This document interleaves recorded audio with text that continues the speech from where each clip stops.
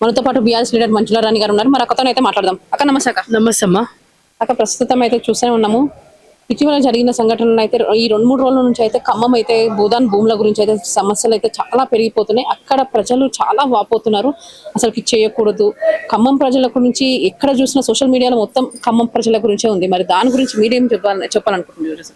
ఏమనుకుంటున్నాం అంటే తెలంగాణ ఈరోజు ఒక మూర్ఖుని తెచ్చుకొని శనట్లాంటిని పెట్టుకొని ఇక వాళ్ళు ఏడవక తప్పదు. ఎందుకంటే ఈ ఇంకా 2 ఏళ్ళు ఎట్లా పోతుందా ప్రతి ఒక్కరు భయపడుతున్నారు ఖమ్మంని చూసి. ఖమ్మం ప్రజలది ఎట్లయితే ఆర్తనాదాలు ఉన్నాయి కదా, అవి విని కూడా నాకు మీ పెట్టే శాపనార్థాలు నా చెవులకు ఇంపుగా ఉన్నాయి అని అంటున్నాడు ఈ రోజున్న మూర్ఖుడు.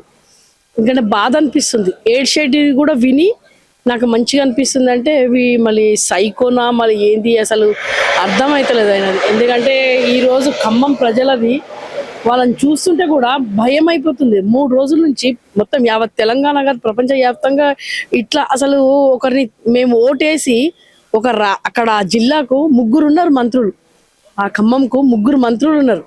ఆ 3 మంత్రులను కూడా బండ బూతులు వాళ్ళ మీద మన్ను పోసుకుంటా. కానీ ఇది మాత్రము మంచిది కాదమ్మా. ఎందుకంటే నువ్వు రాజకీయం చెయ్యి, ఎక్కడ వరకు చేసుకుంటావో ఎక్కడ వరకు చేసుకో, కానీ పేద ప్రజలది ఉసురు మాత్రం తప్పకుండా తగులుతుంది అది. ఎందుకంటే వాళ్ళ పిల్లలది వాళ్ళది కనీసం వాళ్ళకి నోటీసులు కూడా ఇవ్వలేదు.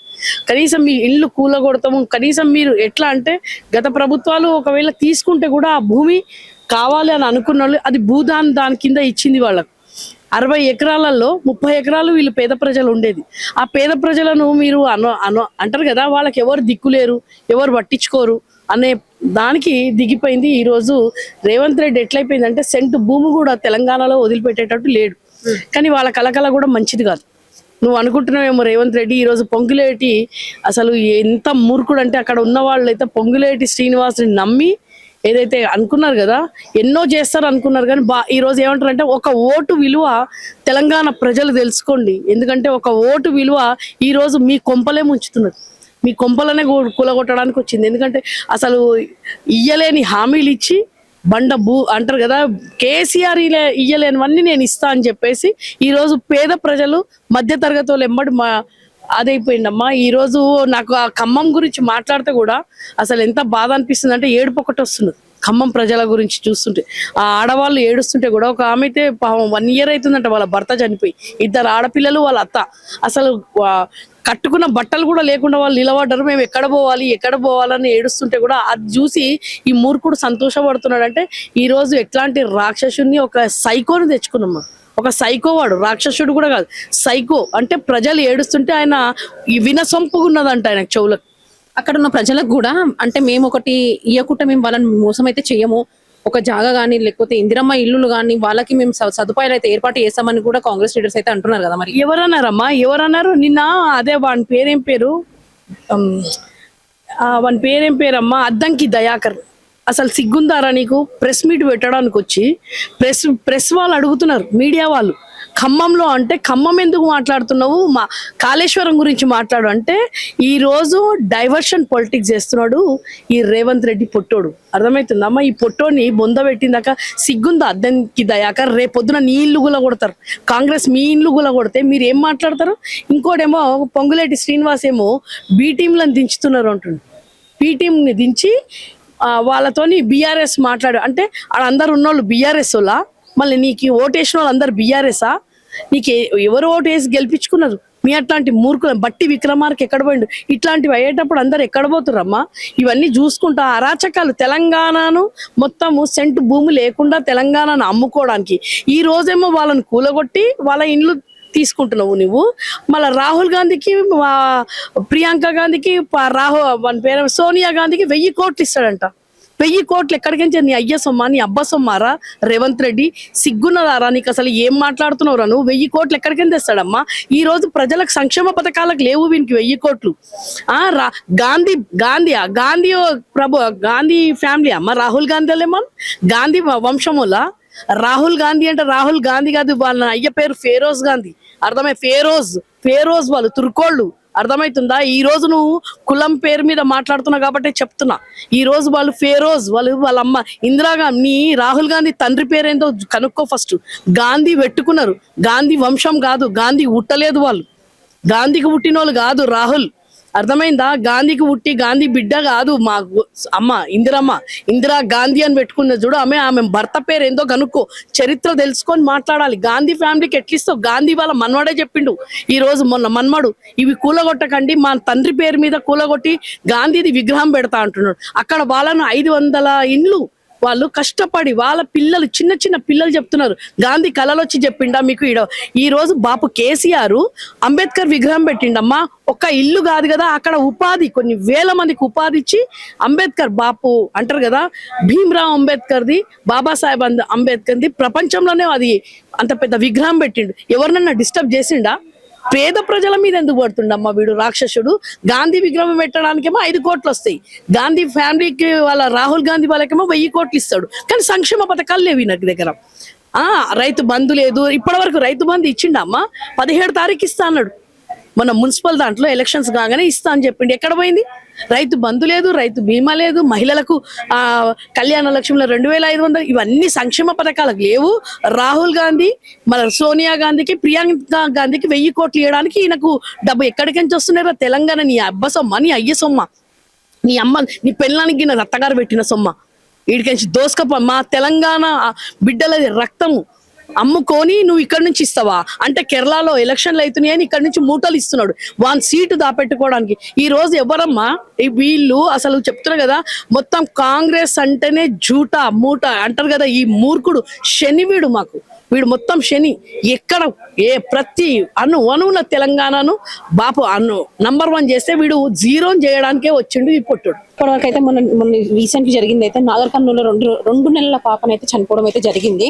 అది కూడా ఒక కుమ్మెర జాతరలో. అక్కడ మరి ఈ కుమ్మెరలో అంటే కులస్థ వ్యవస్థ అనేది ఇంకా నడుస్తుంది అక్కడ.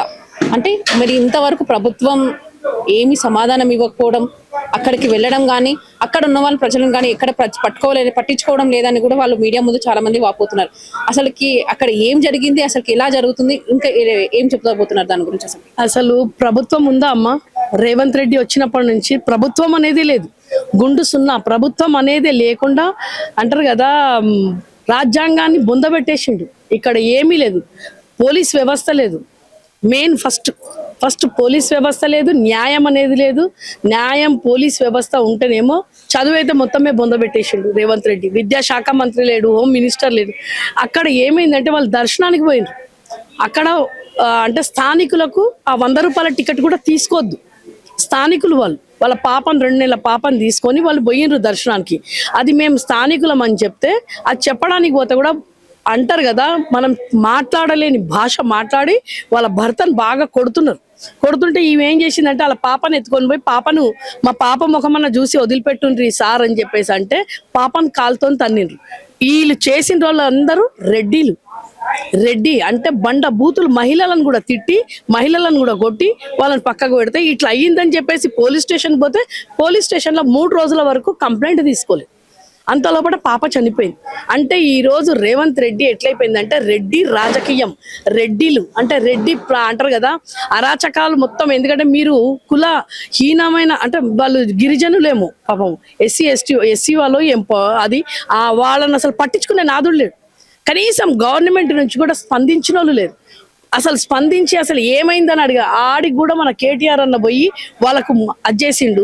మొన్న కూడా ఖమ్మంకు పోయి కేటీఆర్ అన్న మేము ఉన్నామని చెప్పేసి సుప్రీంకోర్టు వరకు పోదామన్నారు. ఈ రోజు కూడా వాళ్ళని ఇప్పటి వరకు ఒక్కరిద్దరిని కూడా తీసుకోలేదు.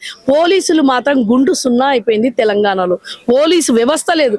ఈ రోజు మనము వాళ్ళని కాదు, హైదరాబాద్లో అయినా కానీ తెలంగాణలో ఎక్కడైనా కానీ చూడండి మీరు, మొన్న ఎన్నో అరాచకాలు.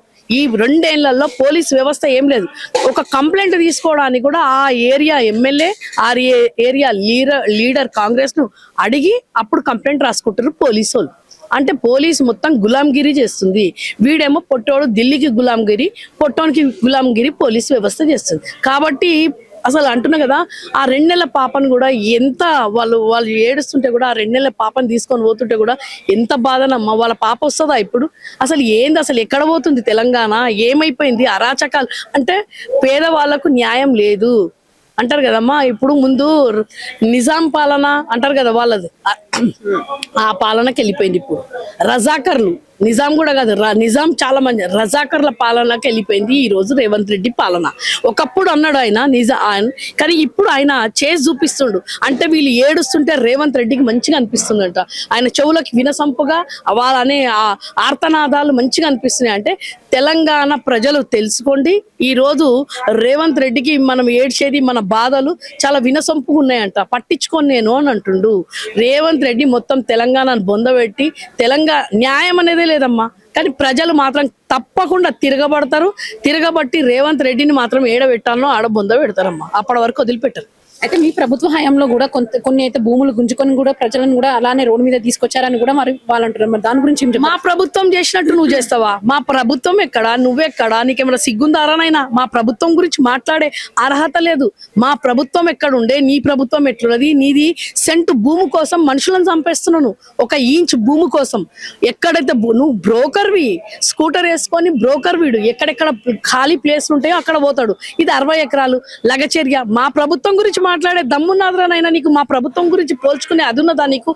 తెలంగాణలో 10 సంవత్సరాల సురక్షితమైన పాలన ఎట్లా ఉండే, ఈ 2 ఏళ్లలో ఎంతగానో అరాచకాలు అవుతున్నాయో ఆ ఖమ్మంకు చెప్పుతోను కొడతామంటున్నారు.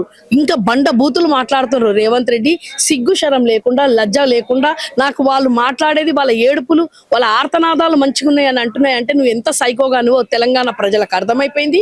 నేను ఎప్పుడు ఈ 28 లోపటినే నేను బొంద పెడతారు, నేను ఖచ్చితంగా బొంద పెట్టిందాకా వదిలిపెట్టారు. నీ మంత్రులను ఒక్కరు కూడా బయటికి రాలేదమ్మా. ఇదే పొంగిలేటి, నీకు ఏమైనా సిగ్గుందారా నాయనా? నీకు సిగ్గు శరం ఏమన్నా ఉండి, ముగ్గురున్నారు, బట్టి విక్రమార్క ఇంకొకడు ఉన్నాడు, ఆడ 3 మంత్రులను పెట్టుకొని అంతగానం అరాచకాలు చేస్తుంటే వాళ్ళకు వేరే దగ్గర నన్న ప్లేస్ చూపించాలి కదమ్మా. ప్లేసు వేరే దగ్గర ఇండ్లు కట్టించి అందులో పోయి దింపిన తర్వాత తీసుకునేది ఉండే. కనీసం వాళ్ళకు ఒక ఇంటిమేషన్ కూడా లేదు, ఒక నోటీస్ లేదు, ఏమీ లేదు. ఇప్పుడేమో ఇక్కడ గాంధీ విగ్రహం దగ్గర వాళ్ళ దగ్గరకు వండ్రి, వాళ్ళ పిల్లలు, చిన్న పిల్లలు గాంధీ కళలాగా అనిపించిండా? గాంధీ ఇట్లాంటిది కావాలన్నా మమ్మల్ని అందరినీ బొందబెట్టి గాంధీ విగ్రహం పెడతావా అని అడుగుతుంది. గాంధీ విగ్రహం ఎందుకురా నైనా నీకు? గాంధీ ఫ్యామిలీకి 1000 కోట్లు ఇస్తాడు, గాంధీ విగ్రహం పెట్టడానికి 5000 కోట్లు వస్తాయి. సంక్షేమ పథకాలకి మాత్రం ఏమీ లేవు రేవంత్ రెడ్డి. నన్ను అడిగితే నన్ను కోసుకొని తింటావరా అంటున్నావు. అంటే మళ్ళీ నేను కోసి నేను బొంద పెట్టిన తర్వాత గాంధీ విగ్రహం పెడతావా? నేను కోసుకొని బొంద పెట్టిన తర్వాత 1000 కోట్లు ఇస్తావా? పైసలేమో ప్రజలకు లేవు, సంక్షేమ పథకాలకు ఏ స్కీమ్కు లేవు. నన్ను కోసుకుంటారు, నన్ను అప్పులు ఇస్తారు. మళ్ళీ ఇవన్నిటికీ ఎట్లా వస్తున్నాయి అప్పులు?